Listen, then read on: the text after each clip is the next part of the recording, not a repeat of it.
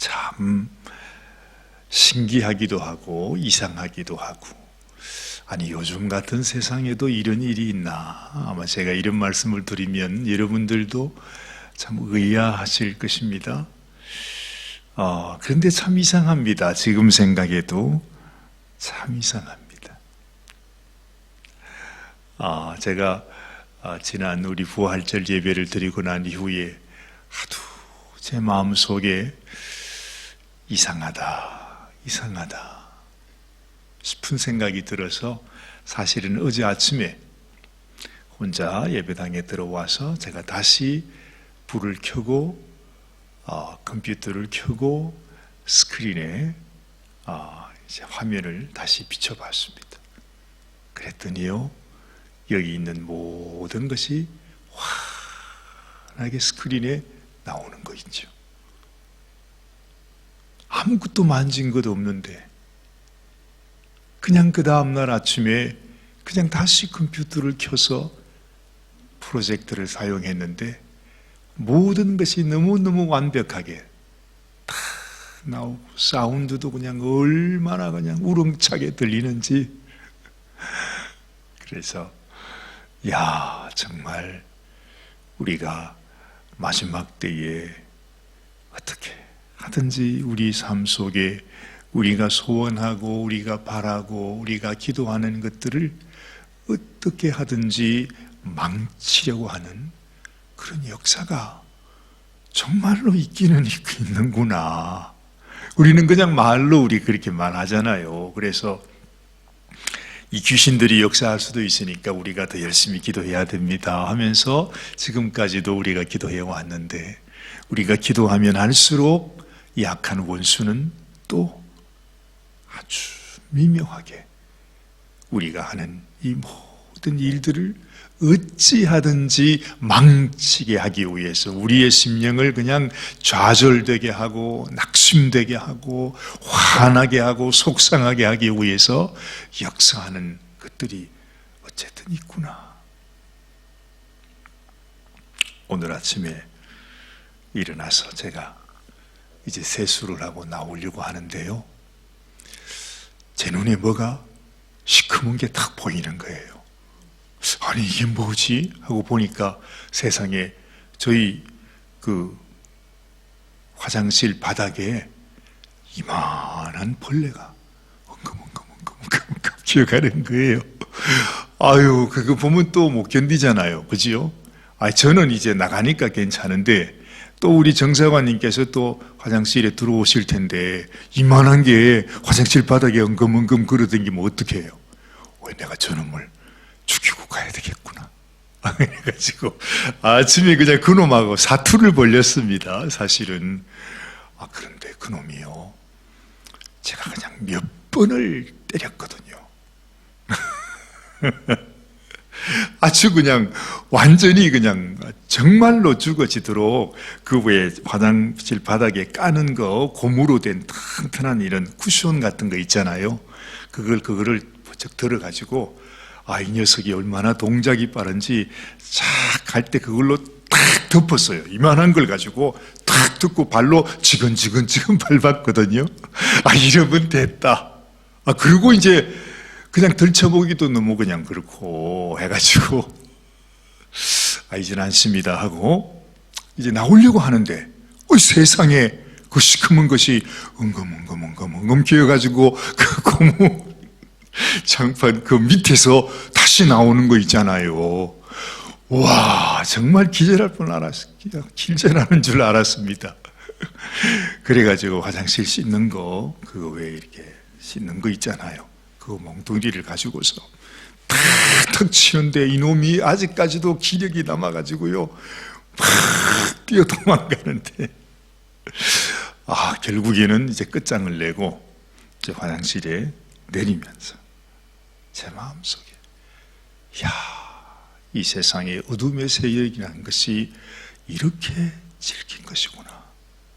이 조그마한 벌레도 그 벌레가 무슨 죄가 있겠습니까만, 어쨌든 이제 그런 벌레들이 아마 세상의 악한 것들을 상징하기도 하니까요.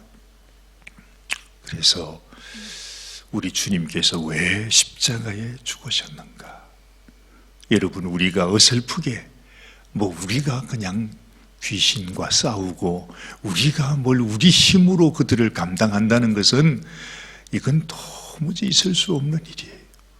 정말 우리 주님께서 우리의 모든 죄를 다 담당하시고 주님이 친히 당신이 십자가에 죽으시고 부활하심으로 말미암아 이 모든 악의 권세를 끝장을 내셔야 했던 이유가 여기에 있구나. 어둠의 세력, 이 악한 권세가 얼마나 간교하고 얼마나 그 생명력이 질긴지요. 정말 우리 주님의 이 부활의 역사가 아니면 이것을 끝낼 수가 없는 것이구나 하는 것을 오늘 아침에 나오면서 다시 한번 마음에 기억을 했습니다. 여러분 삶 속에서도 여러분 우리가 이 귀한 하나님의 은혜를 체험하고 또 이 부활의 능력을 다시 한번 믿음으로 받아들이고 또한 하나님께서 우리에게 부어주시는 은혜로 정말 이 팬데믹 가운데 우리가 귀한 행사를 해나가면서 언제나 방심하지 말아야 될 것은 내 마음을 낙심케 하고 내 마음을 그냥 흔들게 하는 그런 어둠의 역사가 절대로 또 우리를 그냥 두지 않는다는 것 꼭 기억하시길 바랍니다.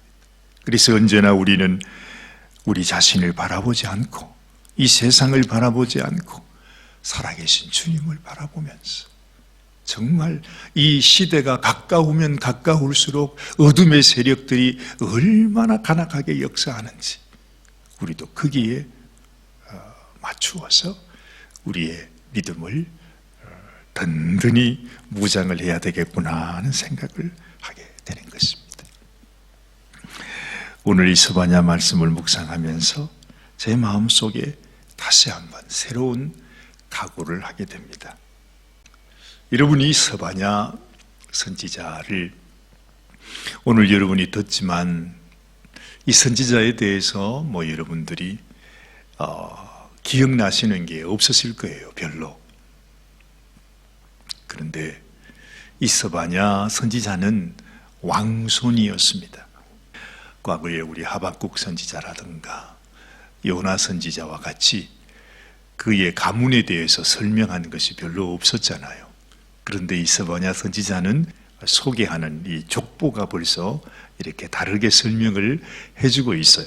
한번 우리 1절 말씀 다시 한번 보십시다. 아몬의 아들 유다 왕 요시아의 시대에 스바냐에게 임한 여호와의 말씀이라.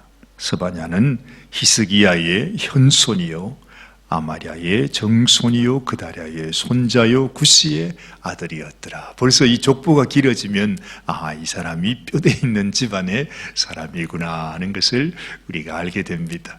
히스기야 왕, 여러분 잘 아시죠? 그분도 종교개혁을 했던 왕입니다. 그런데 이 스바냐 선지자가 히스기야의 4대 현손이라. 그러니까 이 스바냐 선지자는 다른 선지자들하고 다르게 왕들과 함께 같이 같은 등급에서 지냈던 사람이라 이 말입니다. 그러니까 왕궁에도 마음대로 들어갈 수 있고 왕에게도 가서 그냥 마음대로 얘기할 수 있는 그런 분이었어요. 그런데 제가 역사적인 기록을 한번 이렇게 살펴보면서 생각했더니 그랬었구나. 여러분 이 요시야 왕을 여러분도 아시죠? 이 사람은 몇 살에 왕이 되었어요? 8살에 왕이 됩니다. 그 어린 나이에. 그래가지고 16살에 이 사람이 은혜를 받습니다. 하나님을 향한 그 믿음을 갖게 되는 것입니다. 그러면서 20살에 종교개혁을 단행을 합니다. 이건 놀라운 일이었습니다. 여러분 히스기야 왕이 종교개혁을 이루어서 이 유대 나라를 믿음으로 일으켰는데 세상에 그 아들이 므낫세였고 그리고 그 손자가 암몬이었어요.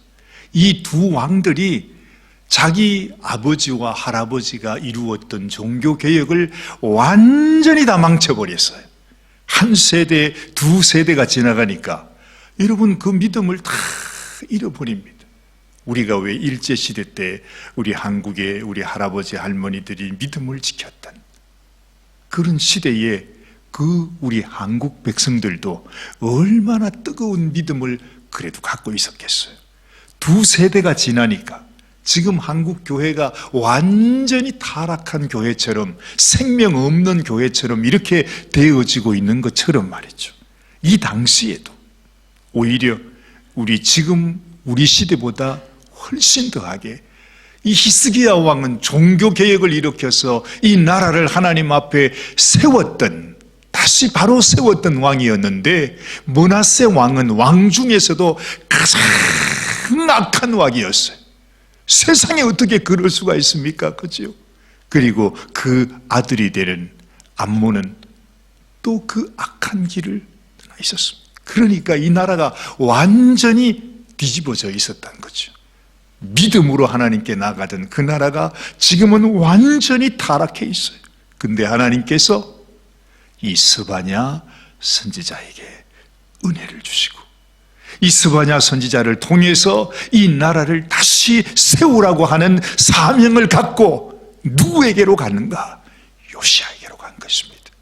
이 요시야가 그 어릴 때에 이 스바냐 선지자가 요시야와 함께 있으면서 그에게 말씀을 전하고 그를 위하여 기도하고, 하나님은 살아계시다, 너의 4대 그 조상께서 히스기야 왕이었다, 그 히스기야 왕이 이 나라를 이렇게 살렸다, 그런데 너희 할아버지 너희 아버지가 이 나라가 이렇게 타락되게 되었다. 이것을 이 요시야 왕에게 가르쳐 주었던 선지자가 바로 이 스바냐 선지자였다 하는 것입니다. 그 타락한 시대에 그 어린 요시야가 어떻게 은혜를 받고 어떻게 그 젊은 나이에 다시 종교개혁을 일으킵니까? 그렇죠? 이 요시야는 그야말로 이스라엘 백성, 유대 백성들의 마지막 소망이었어요. 마지막 소망이었어요. 그런데 이 악의 세력도 얼마나 간악한지, 이 요시야가 종교개혁을 일으키고자 할 때 그만 요시야가 전쟁터에서 사망을 하고 말잖아요. 그렇죠? 그 이후에 나타났던 다른 선지자가 예레미야 선지자, 에스겔 선지자, 이렇게 일어나는 것입니다. 그런데 이 믿음의 신앙의 역사, 개혁의 역사를 불붙였던 이 유대 백성의 마지막 그 요시야 왕을 불붙게 했던 선지자가 바로 누구였느냐? 이 스바냐 선지자였다는 거예요. 멋있는 사람이잖아요. 그렇죠? 그래서 스바냐 선지자가 그런 분이었구나 하는 것을 생각하고, 그분이 전했던 말씀, 그분이 요시야 왕에게 피를 토하면서 당신이 이 나라를 구해야 된다고 외쳤던 그 말씀이 바로 오늘 저와 여러분이 묵상하는 이 말씀이다. 그 생각을 가지고 우리가 이 말씀을 다시 한번 읽겠습니다. 2절과 3절을 한번 보십시다. 여호와께서 가라사대 내가 지면에서 모든 것을 진멸하리라. 내가 사람과 짐승을 진멸하고 공중의 새와 바다의 고기와 그치게 하는 것과 악인들을 아울러 진멸할 것이라. 내가 사람을 지면에서 멸절하리라. 나 여호와의 말이니라. 벌써 이 외치는 말씀의 차원이 벌써 다르죠. 뭐가 생각나십니까? 이 말씀 보시니까 창세기 6장에서 하나님께서 노아에게 하셨던 말씀, 내가 이 지면의 모든 인생들을 멸절하리라. 내가 이들을 지었던 것을 후회한다. 이렇게 말씀하시면서 정말 아주 분노하셨던 그 하나님께서 지금 이 유다 백성의 마지막 그때에 스바냐 선지자를 통하여 메시지를 전하는 것입니다. 내가 더 이상 너희들을 이렇게 두지 않겠다. 하나님께서 예수님을 십자가에서 여러분 죽이실 때에 그 아들 예수님이셨지만은 그 예수님이 인간의 죄악을 담당하고 있을 때 하나님의 진노는 예수님을 향해서 내가 너를 멸절하리라, 내가 너를 심판하리라 하면서 하나님께서 그 예수님을 심판하신 거죠. 우리의 인생을 향한 하나님의 징벌, 하나님의 분노, 하나님의 심판, 우리의 죄가 얼마나 관영한지 우리는 하나님의 심판을 통해서 우리의 악함을 다시 알 수 있는 것입니다. 자, 다시 보십시다.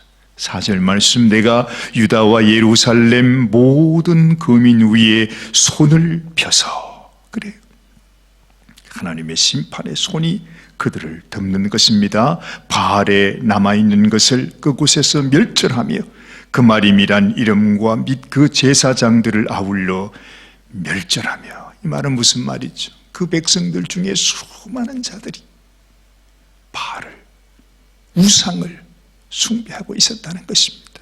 그 모습이 얼마나 악했는지. 그렇게 하나님을 섬기던 백성들이 어떻게 그 하나님을 배신하고 우상을 섬겨요? 바알을 섬기고 있어요. 5절 말씀, 무릇 지붕에서 하늘에 이를 성신에게 경배하는 자와 경배하며 여호와께 맹세하면서 말감을 가리켜 맹세하는 자와, 그래요. 여러분, 이건 무슨 말씀입니까? 우상을 섬기면서 말이죠. 하늘에 이를 성신을 경배한다고 그래요. 그러면서 또 하나님 앞에 맹세해요. 그러면서 또 우상에게 가서 또 맹세해요. 이것이 우리 인생입니다. 여러분, 우리도 그렇습니다. 하나님을 섬긴다고 하면서 여전히 세상의 우상을 섬기고 세상을 섬기고, 아니 주일날에는 교회에 와서 하나님 앞에 예배하면서 기도하면 또 세상에 나가면 세상 실을 따라서 그냥 살아가는 것입니다. 이건 아무것도 아니에요. 정말 하나님을 사랑하는 마음이 있으면 하나님께서 우리에게 주신 대로 그 말씀을 따라서 하나님의 법도를 따라 살아가야 되는데, 하나님을 섬긴다고 말하지만 우리의 삶 속에 내가 하나님의 백성이라고 하는 그런 마음 자체가 없다는 것입니다. 우리가 하나님을 섬긴다는 입술의 고백도 다 형식이에요. 아무것도 아니에요. 그냥 입에 발린 말이에요. 자, 6절 말씀을 보니 여호와를 배반하고 쫓지 아니한 자와 여호와를 찾지도 아니하며 구하지도 아니한 자를 멸절하리라. 아예 하나님에 대해서 관심도 없어요.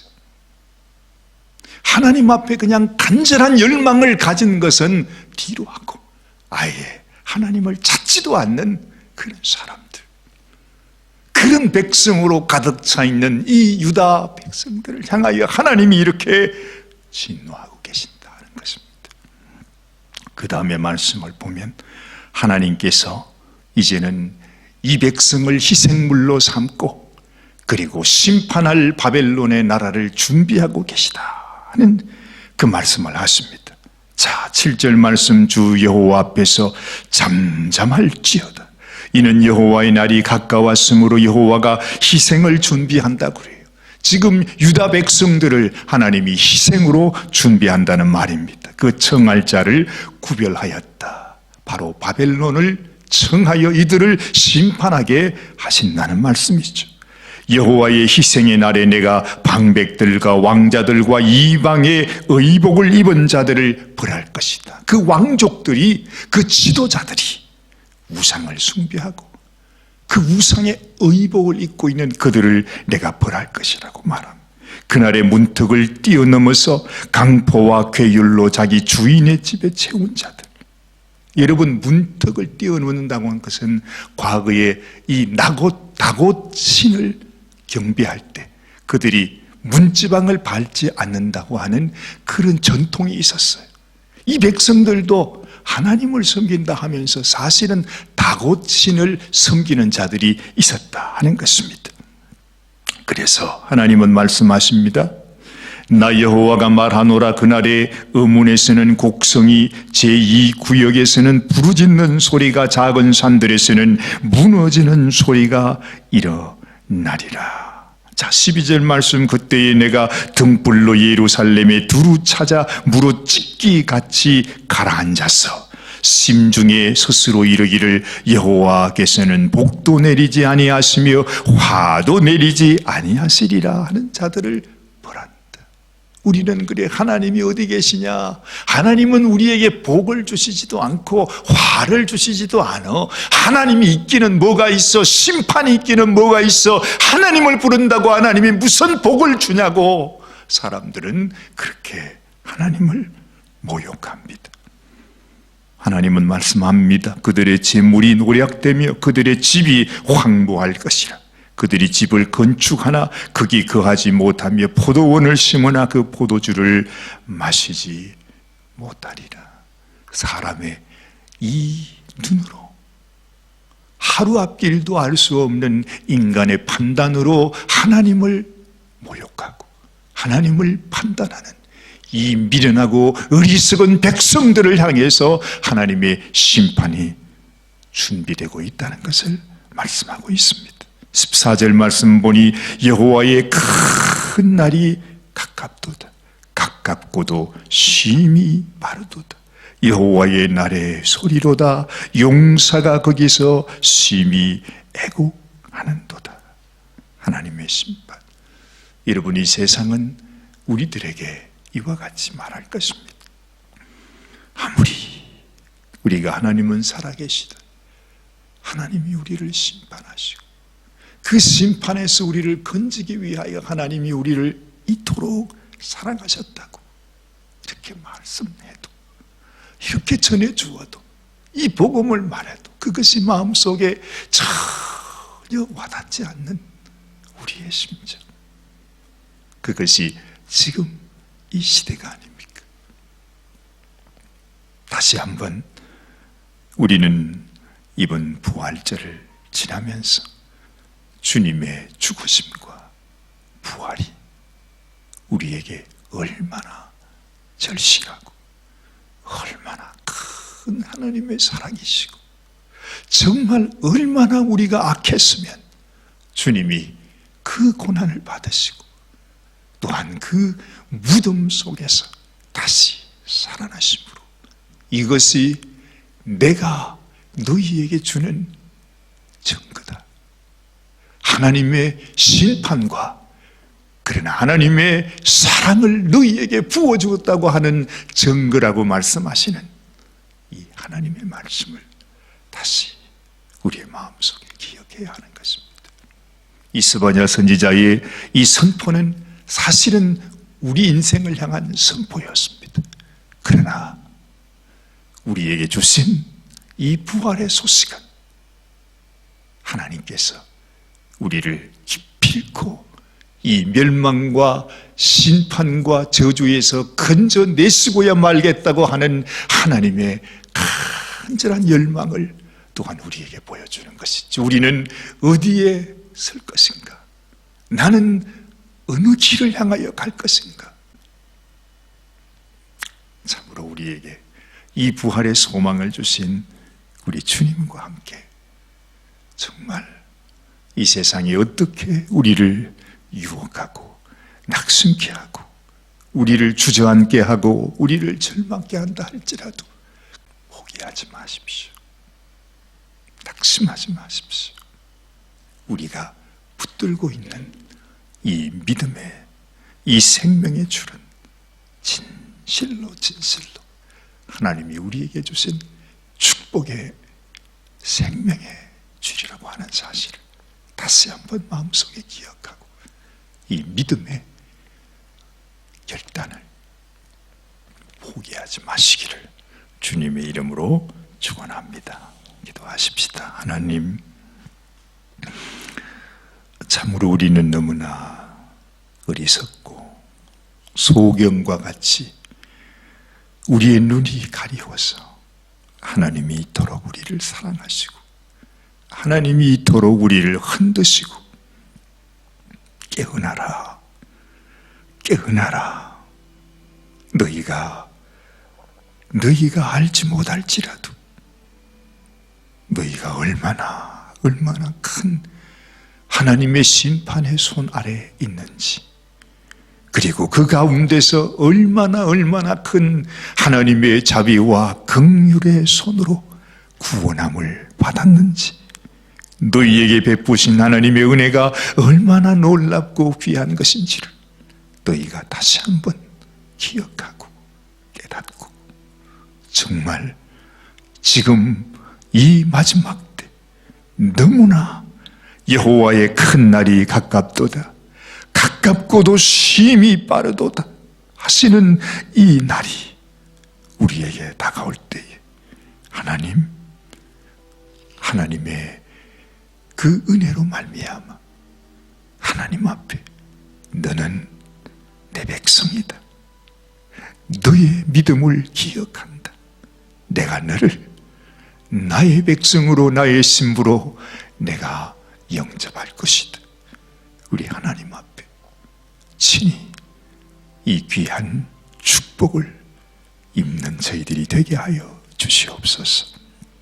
하나님께서 주님 오직 우리의 마음속에 주를 향한 믿음으로 우리 주님께서 우리를 통하여 이루시기 원하시는 아름다운 일들을 이루어서 주님 참으로 우리를 통하여, 우리의 삶을 통하여, 우리의 교회를 통해서 주님이 원하시는 그 선하고 아름다운 일들이 점점 더 자라갈 수 있도록 하나님께서 축복하여 주옵소서. 오늘 이 아침에도 주님께 나오신 사랑하는 당신의 귀한 종들, 당신의 귀한 신부들을 축복하시고 위로하시고 격려하시고 하나님 앞에 귀하다, 귀하다, 귀하다, 내 사랑하는 신부야, 이제는 일어나 나와 함께 가자. 우리 주님의 음성을 듣는 귀한 은혜를 더하여 주옵소서. 우리 주님 예수님의 귀하신 이름 받들어 간절히 기도드리옵나이다. 아멘, 아멘.